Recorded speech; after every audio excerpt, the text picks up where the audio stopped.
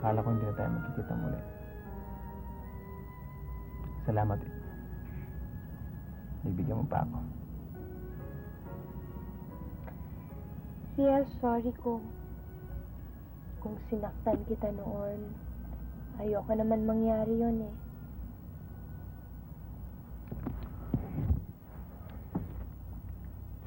Lisa, gusto kitang pakasalan. Pero, Riel, hindi mo pa ako lubos na nakikilala. Kung pinagbigyan ko ang kagustuhan mo, pareho tayong malalagay sa panganib. Ang ibig mong sabihin, anong panganib? Ang pamilya ko ay sinumpa. Sumpa?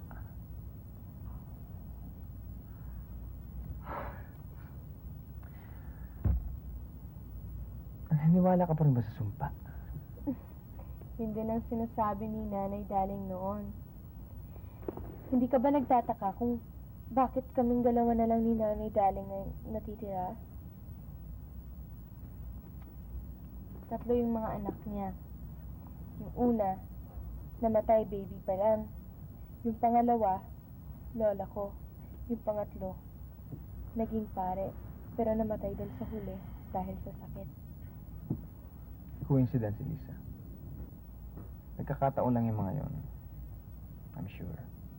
It's purely psychological.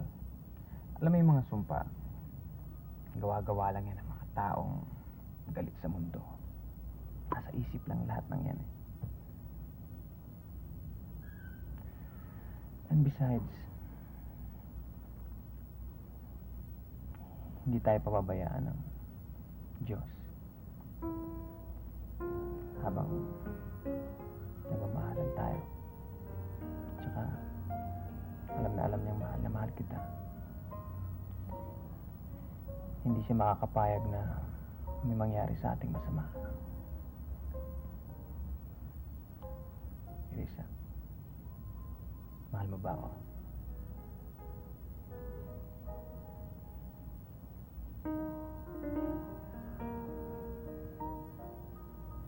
Yan ang gusto kong marinig sa'yo.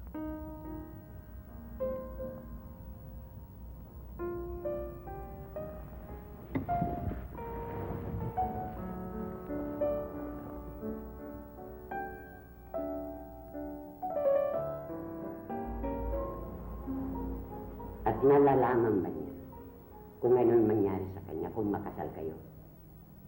Ipinagtapat ko na luho lahat kay Riel. At handa pa rin naman siyang pakasalan ako eh. Hindi lamang siya nalalagay sa peligro, pati na ikaw. Nay, mahal ko ho si Riel. At handa ako makipagsapalaran. Ganun din siya. Nay, walang kwenta ang buhay ko kung wala siya. Naiintindihan niyo ba yun? Paano mo nagawa ito sa akin? Hinihintay mo pang umabot ako sa ganitong edad para iwan mo lamang sa muli. Nay, sabi naman Riel, pwede naman tayong magsama-sama sa bahay niya eh. Hindi na! Mas gusto ko pang mabulok dito kaysa kasama ang lalaking yun sa isang bahay. Tamang kutob ko, nung una ko pa lamang siya makita, na siya ang nagiging dahilan ng paglalayo natin.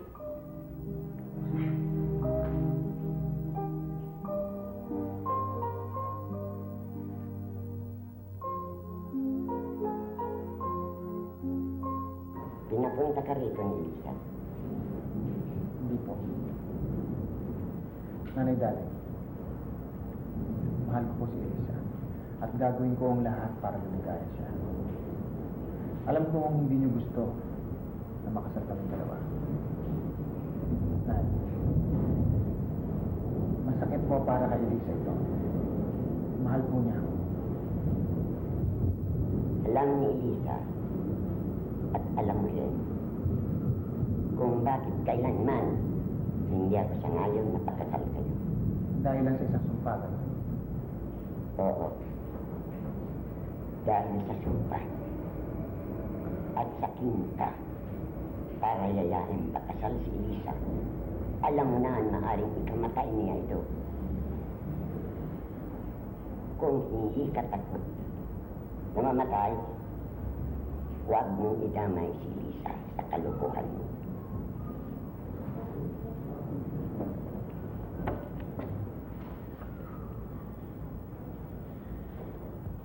Nay, huwag mo natin sayangin ang buhay natin dahil lamang sa takot natin sa isang sumpa.